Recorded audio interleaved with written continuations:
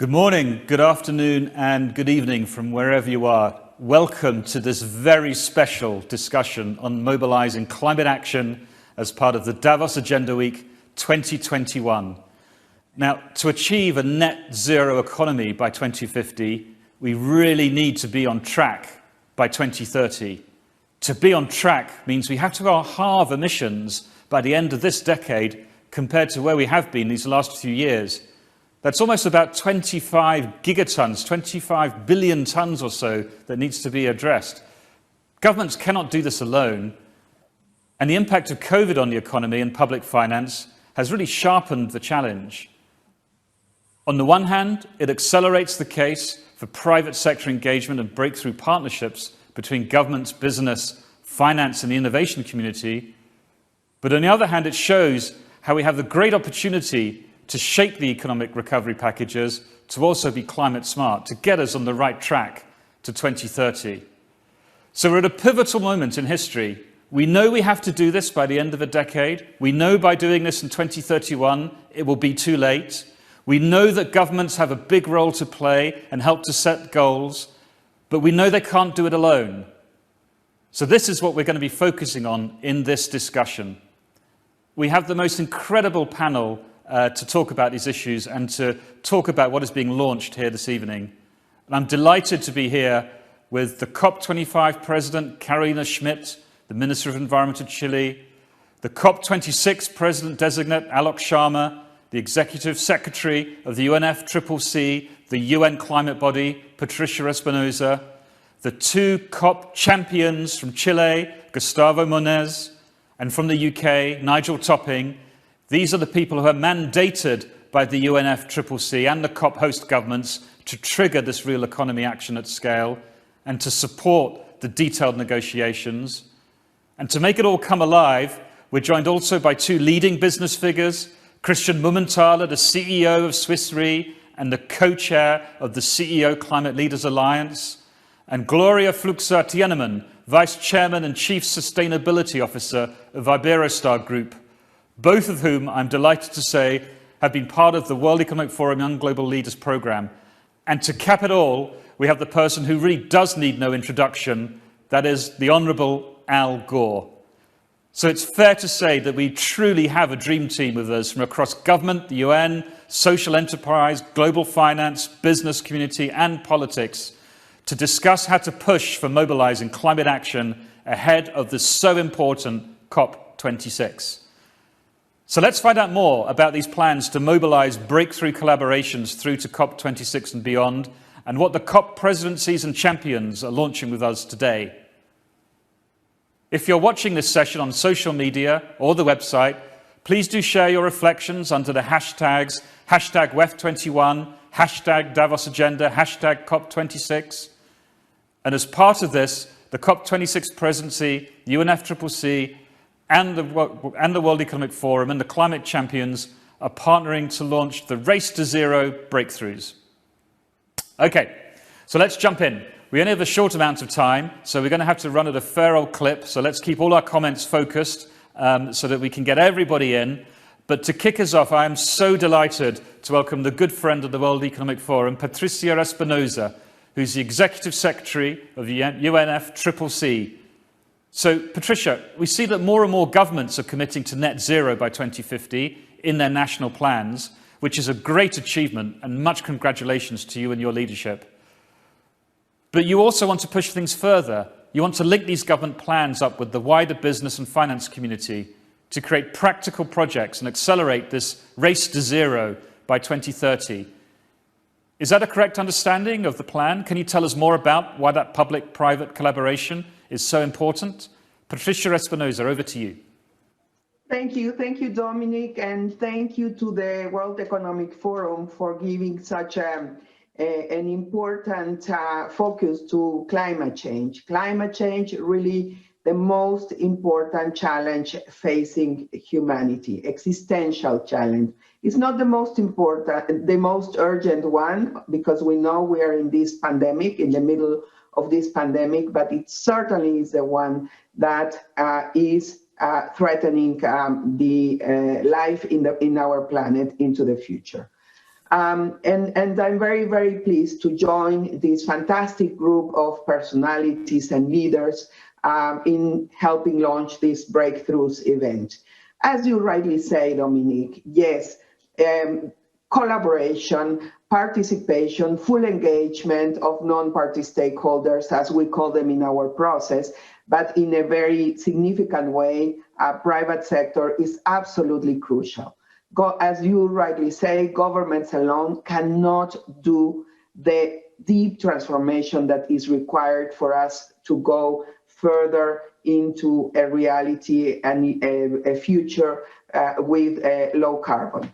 So, of course, 2020 was a very challenging year for everyone, and the Race to Zero dialogues demonstrated, however, how entire sectors are already rapidly transitioning to a zero carbon future.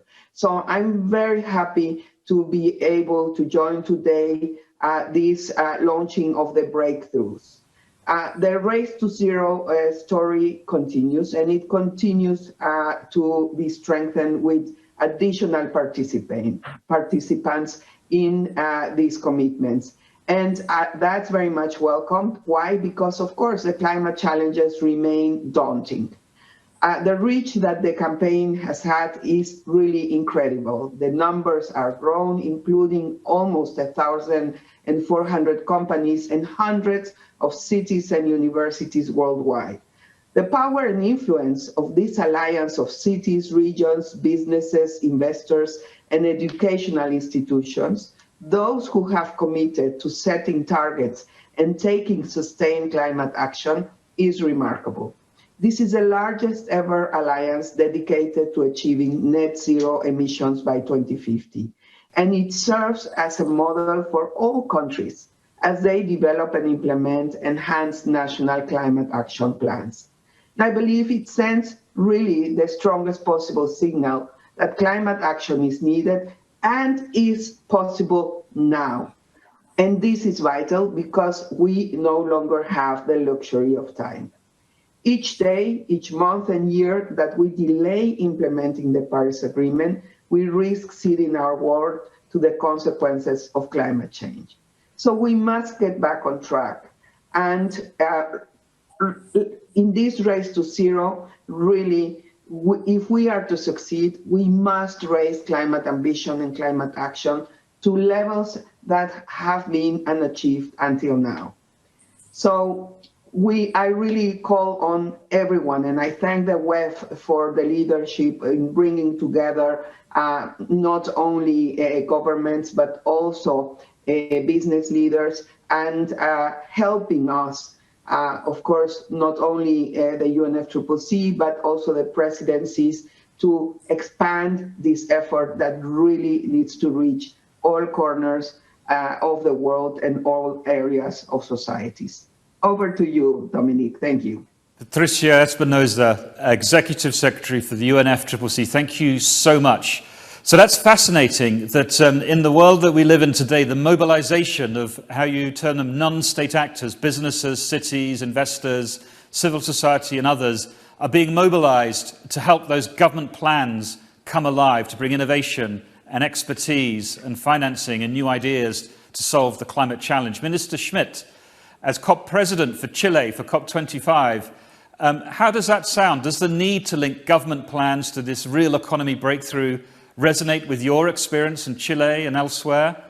At the launch of the Mission Possible partnership yesterday, it was fascinating because you were explaining how important it was to engage government with business leaders to show the economic opportunities of the race to a net zero economy. Perhaps you could tell us more.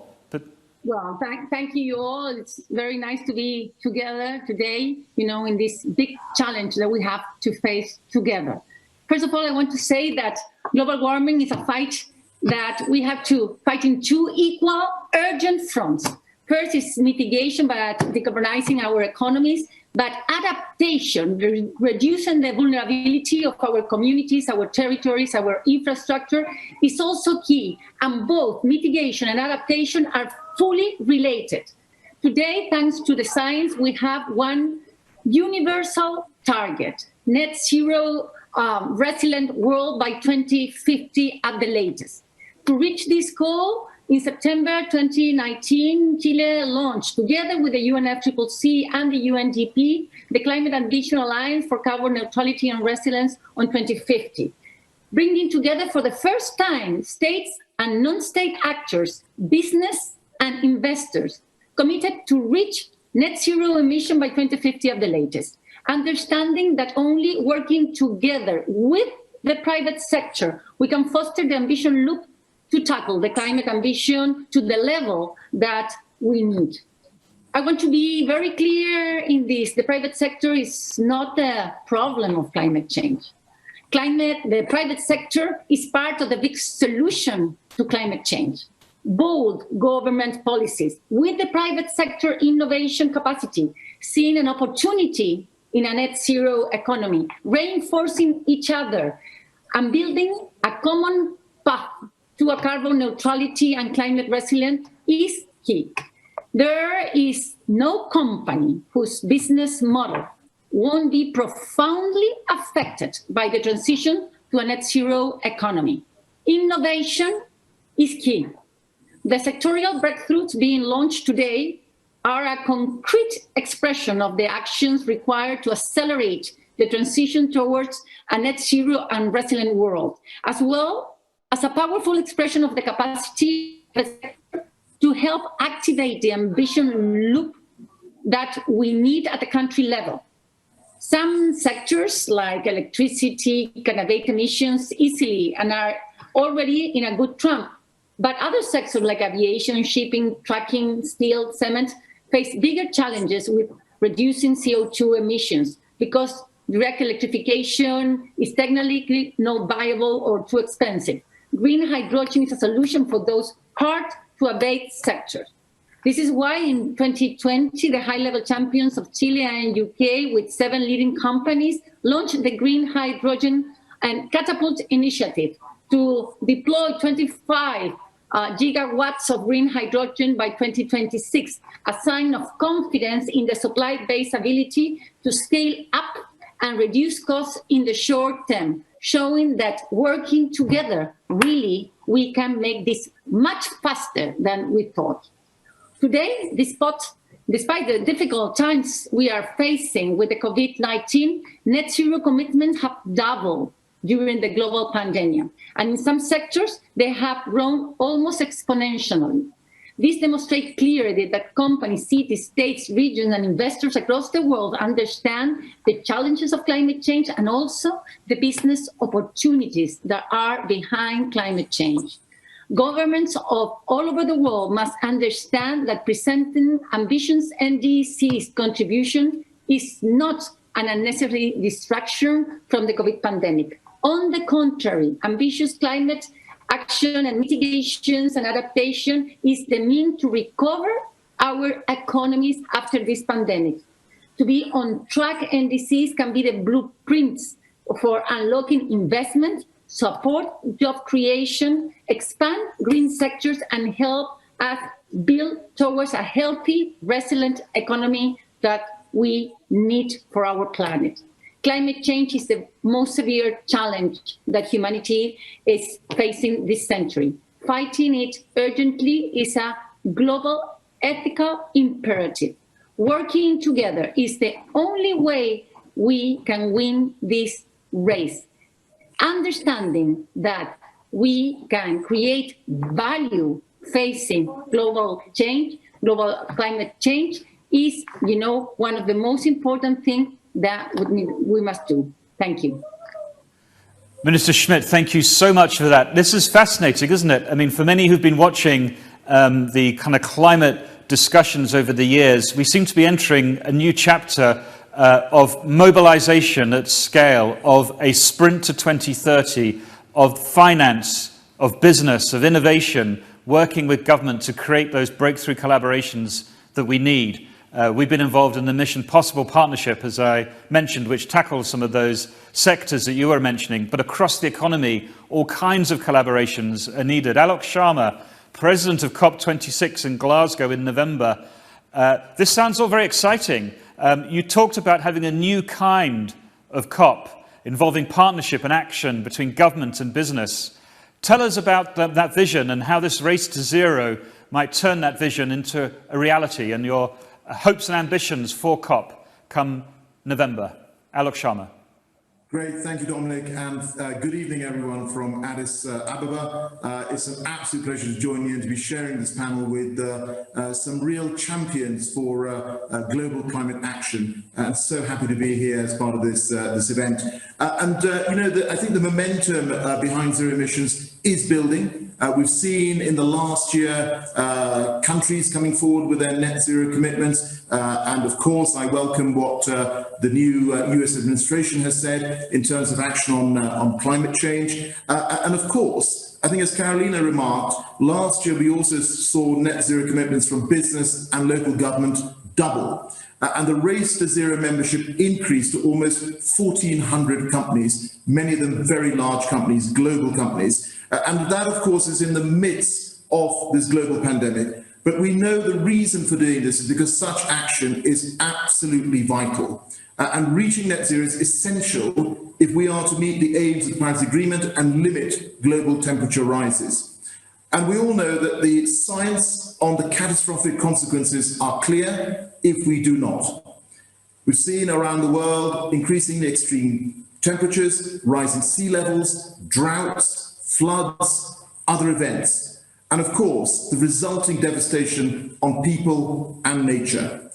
But the progress that we are seeing to avert this crisis with these commitments to net zero is, of course, very welcome. And I want to thank everyone who has set out net zero targets. But we know that to achieve a net zero global economy, absolutely every single sector in business must play their part. And that requires us to cooperate even more than before and to coordinate our effort sector by sector. And we need to get each sector to a tipping point.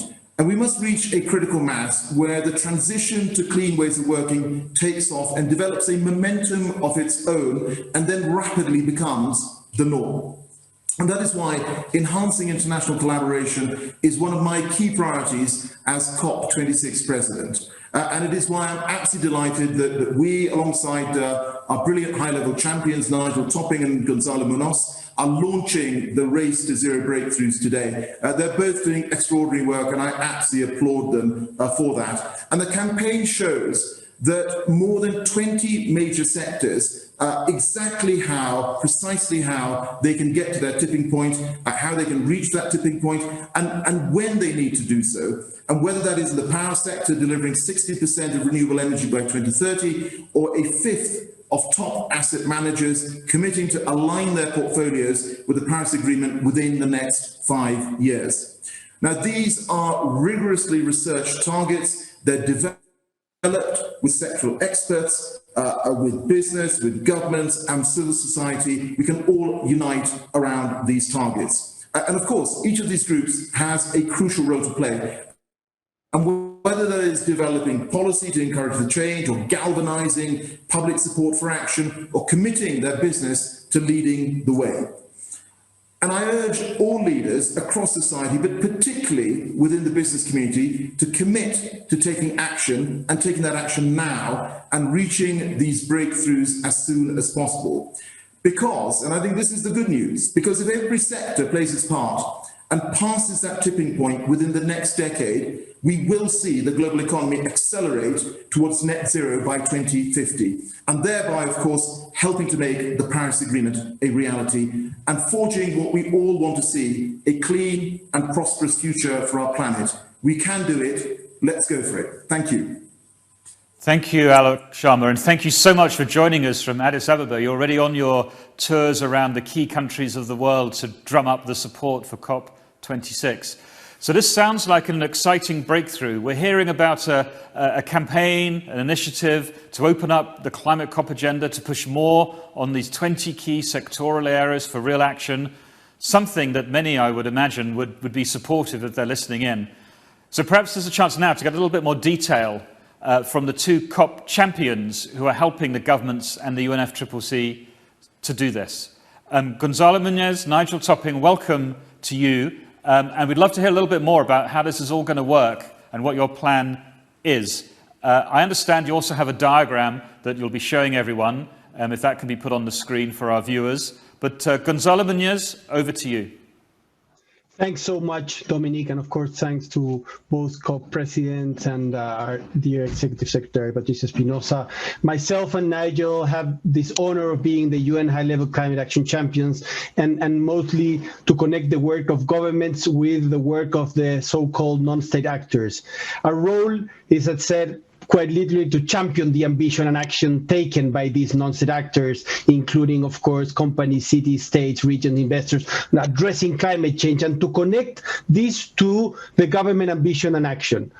Already we have worked with our partners to assemble the greatest ever credible net zero alliance under the Race to Zero campaign as part of the Climate Ambition Alliance, and it was properly highlighted by both Minister Schmidt and by the President Designate Alok Sharma. But in order to win this race, the world must achieve near-term breakthroughs across every sector of the global economy.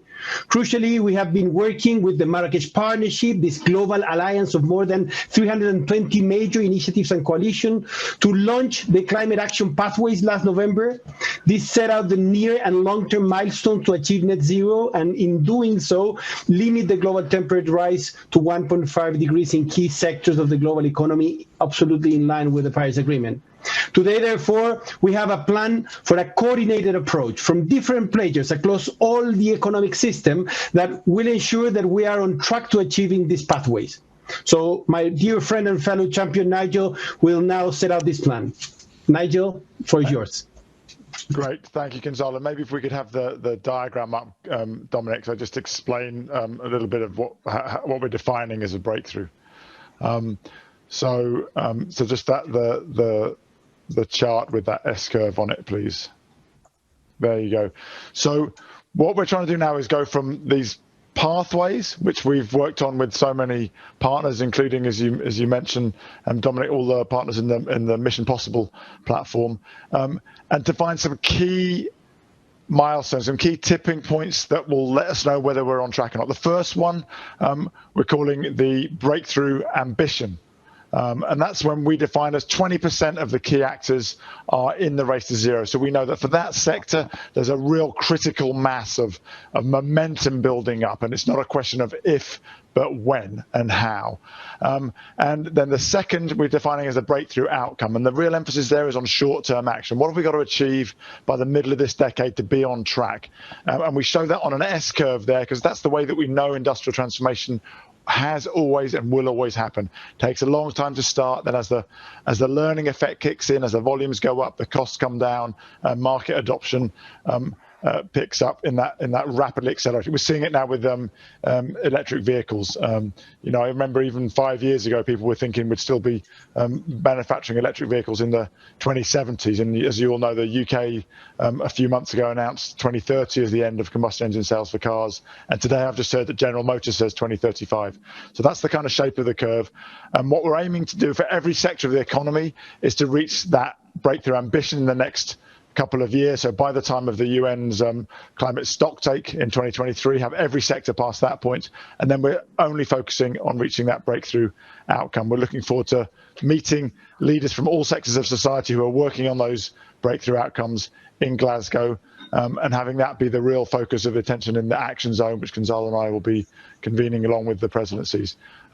We know now that the transition is inevitable. We know it will occur through exponential change, and we welcome everybody to join us in the race to zero, and to realize that if you don't join the race this year, you're choosing to be left behind. Thank you. Thank you so much, Gonzalo and Nigel. If I could just ask a quick question to both of you. If I'm a business or an innovator or an entrepreneur listening to this, what do I do? How do I get involved? How do I find out which breakthrough area to jump into, or how can I help?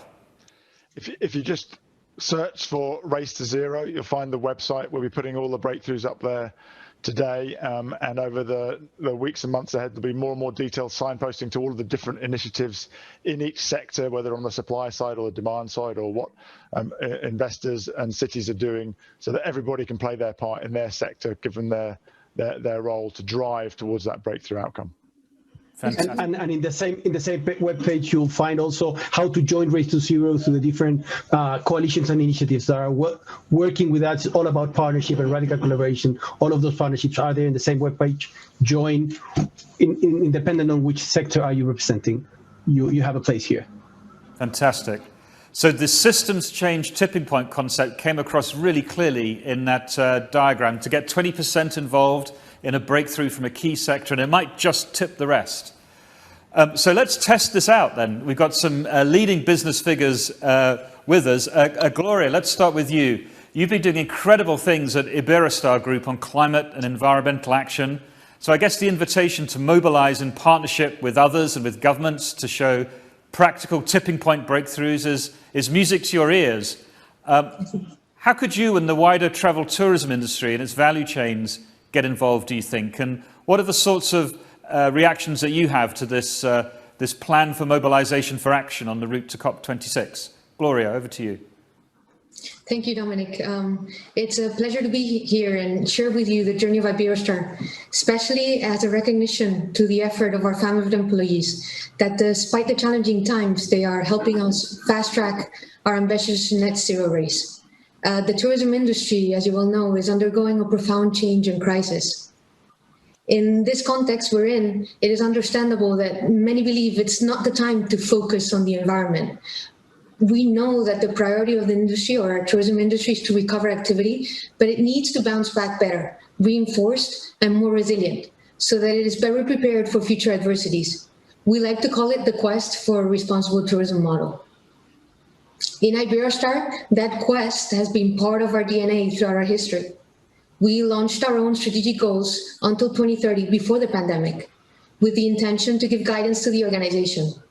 We're a family business from an island in the Mediterranean with 80% of our hotels next to the ocean. This is why we're motivated by our commitment to the oceans for our Wave of Change movement, which is based on 3 pillars: circularity, responsible seafood, and coastal health. In these goals, we have committed to sending no waste to landfill by 2025. We are committed to having all ecosystems and improving ecological health alongside profitable tourism. And last but not least, we committed to reach carbon neutrality by 2030, which brings us here today. In COP25, we became signatories of the 1.5 degrees Business for Action. Our carbon neutrality plan until 2030 is centered in an internal roadmap that marks 2 segments: the reduction of our footprint and the compensation or offsetting. So we have planned to reduce the energy we consume by at least 35% by 2030. If the COVID situation improves soon, we will be pushing that figure up to 50%. We are doing so by implementing improved systems of control and monitoring of our energy, and we're actively revising our processes and services to reduce our consumption. Another important factor to achieve this ambition is the training of our people. We never forget our people. In this effort to reduce, a lot of direct cost savings will be generated. So the key here is to use those wisely in investments that will endure and allow us to achieve our goal in the long term, like better infrastructures in the hotels that generate a better return in energy use in the long run. From a business perspective, we do see a return in the long term. We're also looking to source for more renewable options available in our destinations. We try to accomplish this by improving the way we contract energy, creating an internal policy for our owned and managed properties to source the maximal amount of renewable energy available from their local providers, but also working to establish our own power purchase agreements based only on renewable energy. Of course, those will decrease the carbon footprint even further from the target that I just mentioned before. However, being practical in our approach, since the major part of what we can do without intending to undermine this effort this requires is increase efficiency and source renewables, we need to take a practical and action-oriented approach. For that reason, Iberostar is preparing to still have a footprint by 2030. It's realistic. And that's why last year we launched our strategy to offset at least 75% of our remaining carbon footprint by protecting and restoring nature in our destinations. Why offset carbon emissions abroad when there's so much nature that is in need of protection in our own destinations where we operate? That way, we work towards increasing the resilience of our destinations for crisis to come and involve the communities and countries that have helped us develop our operations, exchanging learnings and empowering all to take action.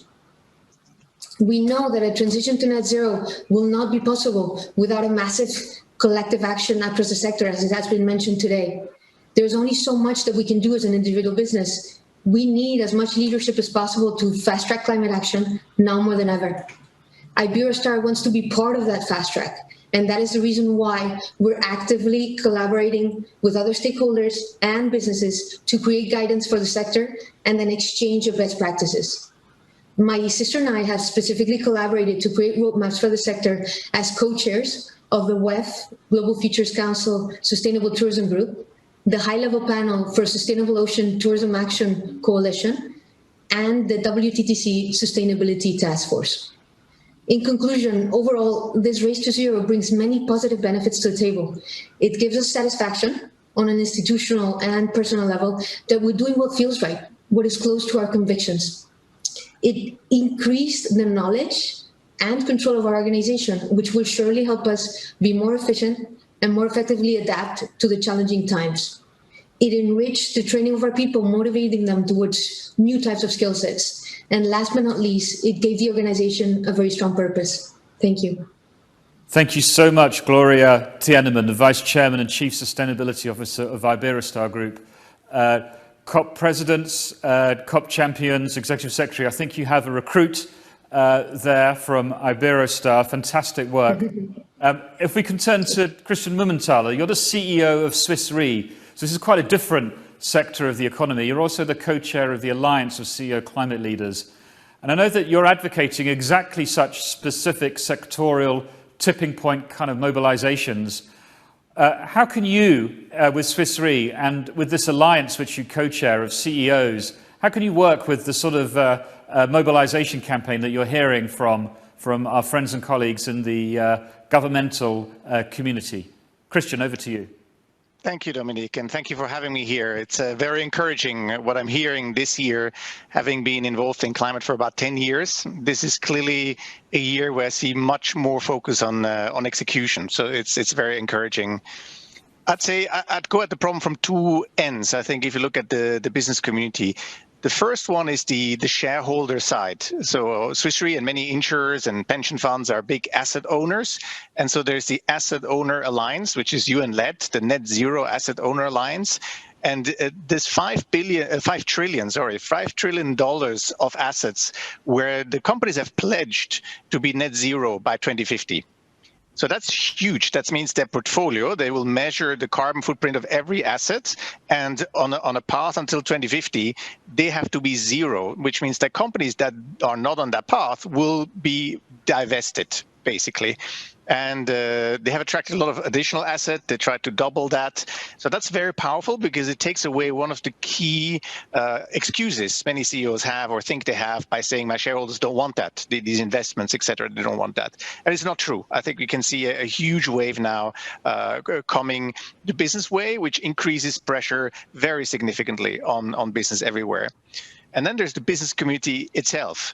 And I think the way to go about this issue there is that you have more and more people commit to net zero. And the brilliant of the definition of net zero means you go through all scopes. So the work we've been doing in the Alliance of CEO Climate Leaders, which has been done by BCG and published, by the way, brilliant work, shows that for many companies which have high margins and deliver products to the consumer, once they go and make the pledge and analyze where it's coming from, they will find out 80% of their footprint is not within their walls. It's upstream. It's from their suppliers.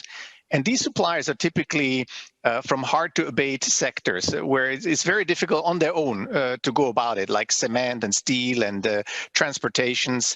So if these, let's say, richer companies producing goods for consumers, if they want to get to zero, they will have to help, invest, encourage the others in the harder to abate sectors, and they have the means. Because the interesting thing that came from this BCG work is once you look how much these additional costs to be net zero mean for the product itself, is actually not a lot. So it's like $1 for jeans, it's $500 for a car, $5,000 for a house. So it's like 2% additional costs for the consumer if everything was net zero. So something that looks impossible for a steel maker or for a transportation firm, once you look at it end to end, is absolutely feasible and financiable.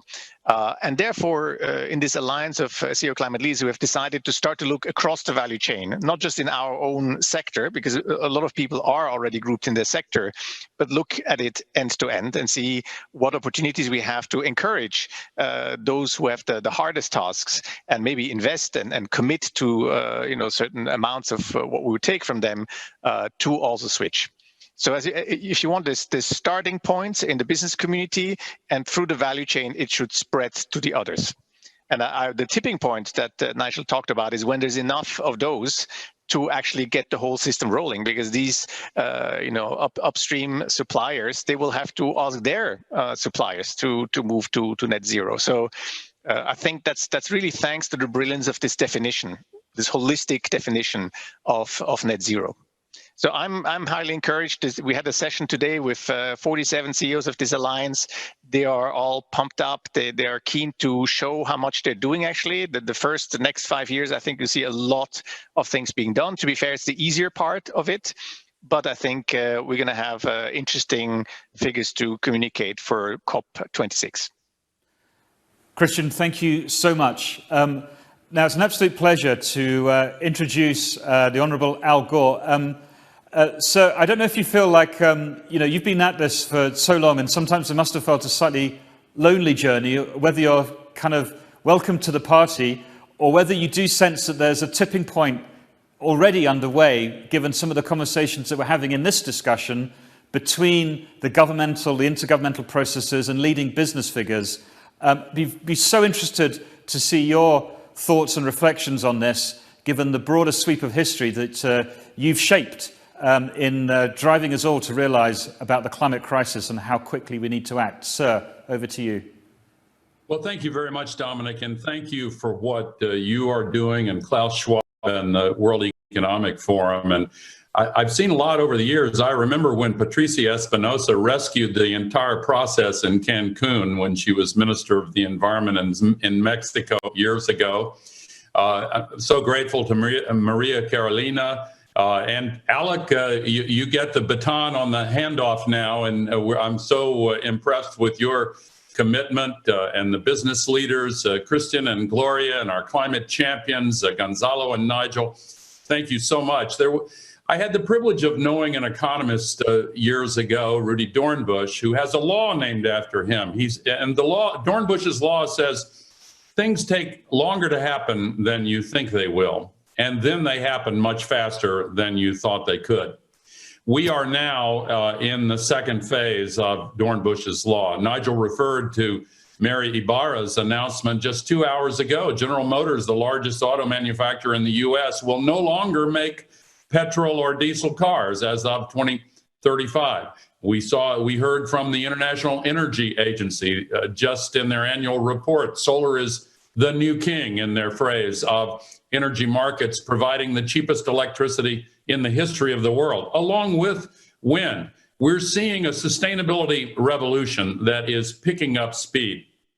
We see just yesterday in the United States, President Biden announcing major new initiatives, and April 22nd, when he convenes a global summit, you will see the new NDC from the United States, and I believe you will be impressed with it.